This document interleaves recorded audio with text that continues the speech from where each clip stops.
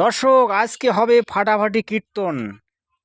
কৃষ্ণ ভজিবার তরে সংসারে আইনু, মিছা মায়ায় বদ্ধ হয়ে বৃক্ষসম হইনু। কিন্তু বৃক্ষসম কেন হইনু? কেন কৃষ্ণ ভজিলাম না? এই কৃষ্ণ ভজন করে কি হবে? স্বর্গ হবে নাকি নরক হবে নাকি সংসারের সর্বনাশ হবে? এই নিয়ে আজকের বিরাট তত্ত্বকথা। সঙ্গে আছেন 5 জন কীর্তনিয়া। আপনারা যদি শেষ পর্যন্ত দেখেন, আজকে কৃষ্ণ নামের যে ছড়াছড়ি এবং কৃষ্ণ নামে যে চোখের জলের গড়াগড়ি, সেটা কিন্তু এই ভিডিওতে আপনারা দেখতে পারবেন। এই জন্য কি মানব জন্ম পেলাম বাবা? কৃষ্ণ ভজিবার তোরে এই সংসারে আইনো, এসে মিশে মায়ায় বদ্ধ হইয়া বৃক্ষ সম হইনু বাবা। দিন নাই রাত নাই, শ্রান্তি নাই ক্লান্তি নাই। ওগো মা, যাদের জন্য দিনকে দিন ভাবলাম না,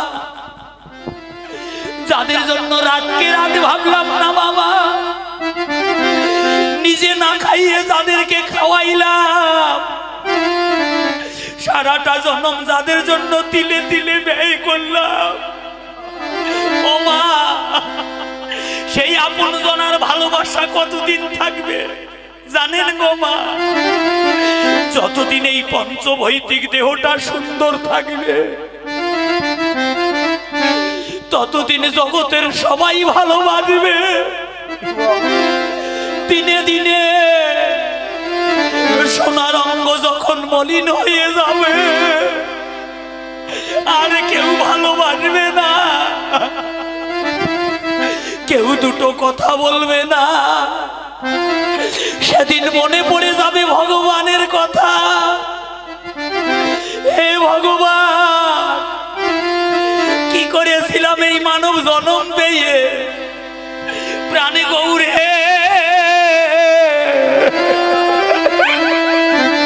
আমার এত সাদের মানব জনম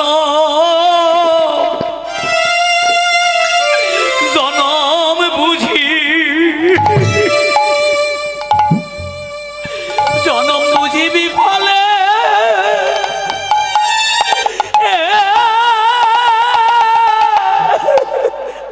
কিবোর্ডের লাইন দেন দাদা।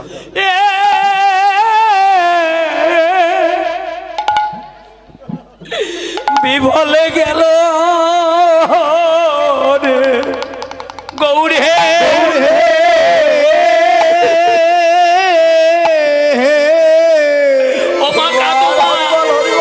কৃষ্ণ বলে কাঁদো। সাধের মানব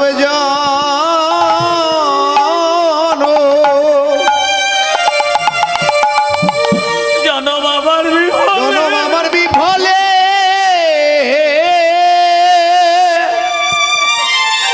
আমার বিফলে গেল, আমার বিফলে গেল। দর্শক নমস্কার। এই কীর্তনিয়ার কীর্তন শুনলেন। তিনি বললেন যে এই হরিনাম না করিলে মানব জনম বৃথা, কৃষ্ণ নাম ভজিবার তরে সংসারে আইনু, মিছে মায়ায় বদ্ধ হয়ে বৃক্ষ সম হইনু। হায় রে কপাল, আমাদের এত বড় একটা সুন্দর মানব জনম, যেটা নাকি বৃক্ষ সম হইল কৃষ্ণ নাম না গেয়ে। তো এই কৃষ্ণ নামের কত গুণ, সেটা কিন্তু এই কীর্তনিয়া বুঝিয়ে দিলেন একেবারে আসর মাতিয়ে। তবে আমি একটা জিনিস লক্ষ্য করলাম দর্শক, তার চোখে কিন্তু আমি জল দেখতে পেলাম না, এবং তার চোখের দৃষ্টি দেখে আমি বুঝলাম সে অত্যন্ত চতুর। সে আসরকে কাঁদিয়ে দিল কিন্তু নিজে কাঁদলো না। ব্যাপারটা বুঝে যাবেন দর্শক। আসলে ব্যবসার তাগিদে না, মানুষ যা করার তাই করে। আপনার সঙ্গে অভিনয় করবে, আপনাকে কোলাকুলি করবে এবং তারপর বলবে আপনারা কৃষ্ণ নাম গান, কৃষ্ণ নামে আপনারা একেবারে মেতে উঠুন, কৃষ্ণ নামে মুক্তি হবে, কৃষ্ণ নামে আপনি স্বর্গ পাবেন, সবকিছুই আপনার কৃষ্ণ নামই হয়ে যাবে। কিন্তু দর্শক, এই কীর্তনিয়ার পরিবারে যারা আছেন তারা সত্যি কি কৃষ্ণ নাম করে নাকি অন্য কিছু? এই কৃষ্ণ নামকে এরা ব্যবসা বানিয়ে, কৃষ্ণ নামকে এরা জীবিকা বানিয়ে নিজেদের সংসার চালাচ্ছে, লাখো লাখো টাকা ইনকাম করছে। আর আপনাদেরকে বলছে কৃষ্ণ নাম গান না হলে আপনারা সংসারে শান্তি পাবেন না, মুক্তি পাবেন না, আপনাদের মানব জনম বৃথা। তো ভাই আমি একটু বলতে চাই, কারণ কৃষ্ণ নামের যদি এতই গুণ, তবে কেন মানুষ কৃষ্ণ নাম গেয়ে মুক্তি পাচ্ছে না? আমি বলতে চাই, কতজন কৃষ্ণ ভক্ত বৈকুণ্ঠে গিয়েছেন, কতজন কৃষ্ণ ভক্ত স্বর্গে গিয়েছেন, কতজন কৃষ্ণ ভক্ত মোক্ষ লাভ করেছেন। কয়েকজনের একটু যদি হিসাব কিতাবটা দিতেন, নিজেকে বড় ধন্য মনে করতাম। তো দর্শক আমি বলতে চাই, যে শস্য দিয়ে আপনারা ভূত খেদাবেন, সেই শস্যতেই ভূত আছে। ইনি বললেন যে কৃষ্ণ নাম ভজিবার তরে সংসারে আইনু, মিছা মায়ায় বদ্ধ হয়ে বৃক্ষ সম হয়নু। এই কৃষ্ণটাকে, এই কৃষ্ণ হচ্ছে বিষ্ণুর অবতার। তাহলে বিষ্ণু কোন গুণের অধিকারী? সত্যগুণের অধিকারী। সত্যগুণ মানে কি? মায়া। এই কৃষ্ণই হচ্ছে মায়ার মূল দেবতা, অর্থাৎ বিষ্ণুর অংশ অবতার। তাহলে ওই মানে কৃষ্ণ যা, ওই বিষ্ণু তাই। তাহলে যে মায়া ছড়িয়ে দেয়, তার যদি পূজা আমরা করি, তাহলে আরো আমাদেরকে ওই মায়া বেশি করে ধরবে। তাই এই হচ্ছে আমাদের ভক্তি। আসলে এরা তো ভক্তির কথা বলে, কিন্তু আসলে ভক্তি তত্ত্ব, কাকে ভক্তি করতে হবে, কিভাবে ভক্তি করতে হবে, এই সমস্ত কীর্তনীয়দের আদৌ জানা নেই।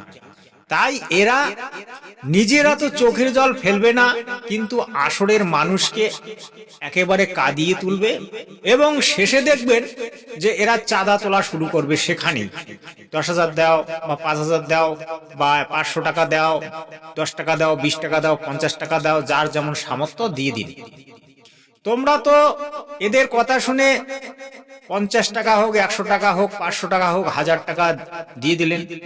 তারপরে দেখা যাবে আসর থেকে নেমে যাওয়ার পথে 3টা লাল দারুর বোতল নিয়ে স্টাফ সহ পান করতে করতে এরা বাড়ি চলে যাবে। এরকম আমি বহু দেখেছি দর্শক।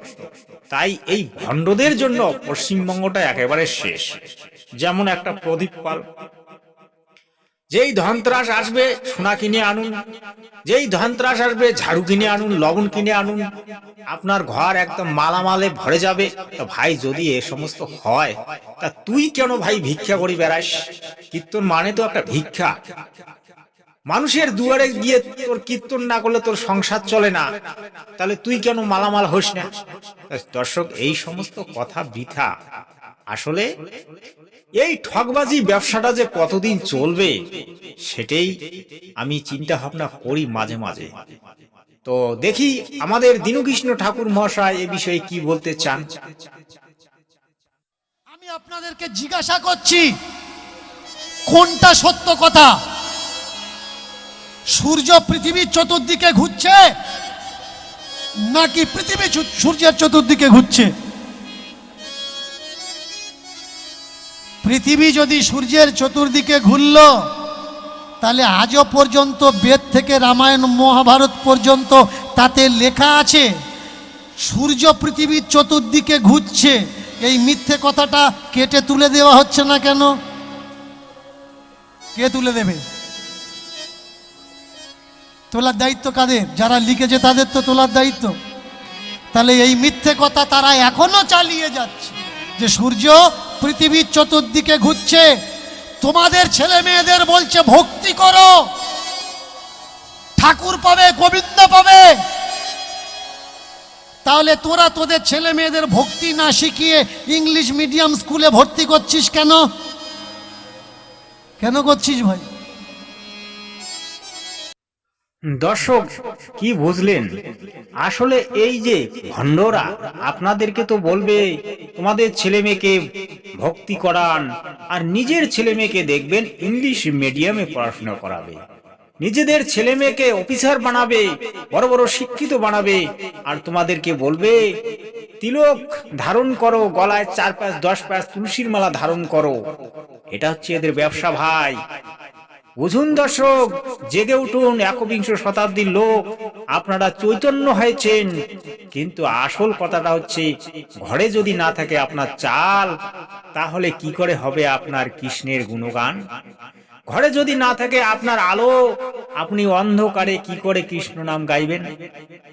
ঘরে যদি আপনার না থাকে ওই সন্তানের স্নেহ, তারপরে আপনার স্ত্রীর স্নেহ ভালোবাসা, তাহলে আপনি সুখী কি করে থাকবেন?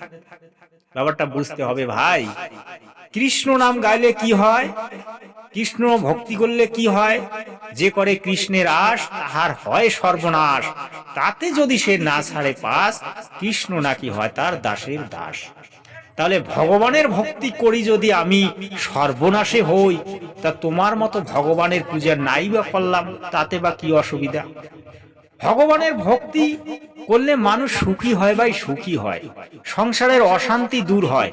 কিন্তু এরা যেটা শেখাচ্ছে, এরা যে ভক্তির কথা বলছে, সেই ভক্তিতে মানুষটার সর্বনাশ হয়, সংসারের অশান্তি হয়।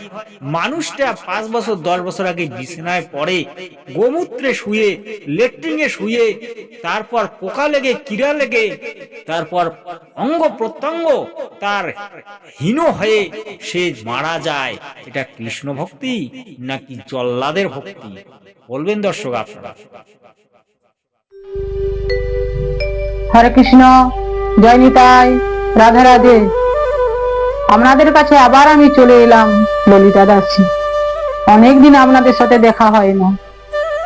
ভাবছিলাম জয়দেবের মেলা থেকে এসে আপনাদের সাথে কিছু কথা বলবো, গোবিন্দের সম্বন্ধে কিছু বলবো। স্বর্গ নরক কাকে বলে জয়দেবের মেলা না গেলে আমরা বুঝতে পারতাম না। সেখানে সাধু সঙ্গও যেমন হবে, স্বর্গবাসও যেমন হবে, যারা যেমন কর্ম করেছে তারা তেমন ভোগ ফলও পাচ্ছে।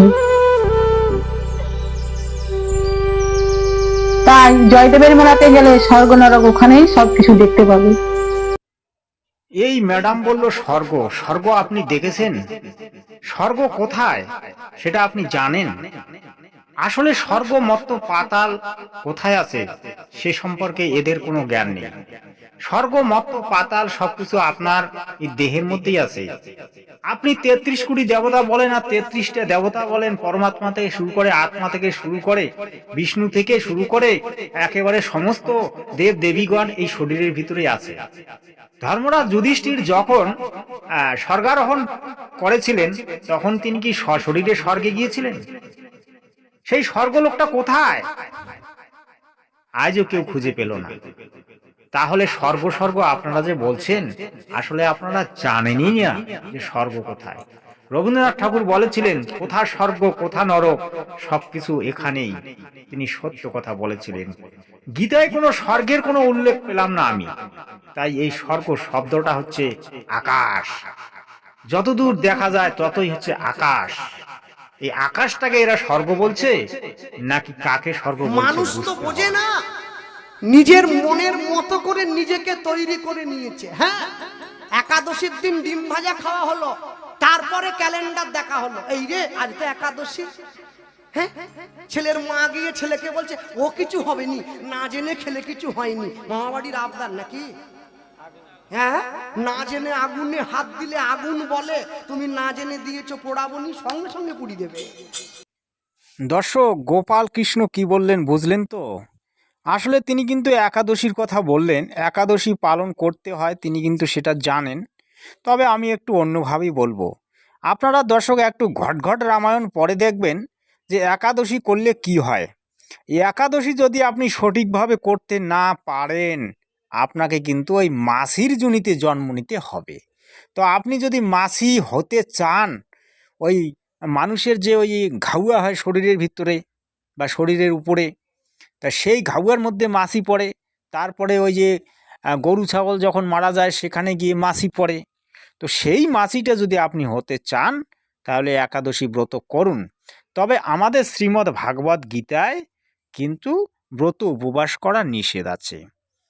কেননা গীতার উপরে কোনো ধর্মগ্রন্থ যদি পৃথিবীতে নেই বা সনাতন ধর্মের মধ্যে নেই, তাহলে গীতাটাই মান্য। তাই দর্শক, আপনারা একটু সচেতন হন। একবিংশ শতাব্দীর লোক আপনারা শিক্ষিত হয়েছেন। এই বর্বর যুগের কাহিনী আর এই পাখণ্ডীদের কথা আর এই বোকা বানানোর যে প্রচেষ্টা, সেই প্রচেষ্টার থেকে একটু বেরিয়ে আসুন। তাহলে বুঝবেন যে আমাদেরকে এরা কতটা বোকা বানিয়ে রেখেছে বা বোকা বানাতে চায়। এদের ব্যবসাটাকে একদম মানে জমজমাট করে রাখার জন্য এরা কি থেকে কি বলবে, সেটা দর্শক আপনাদেরকে নিজেদেরকে যাচাই করে দেখতে হবে।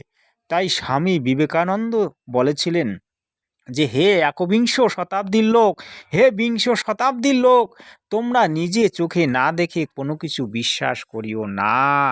দর্শক, বুঝতে হবে।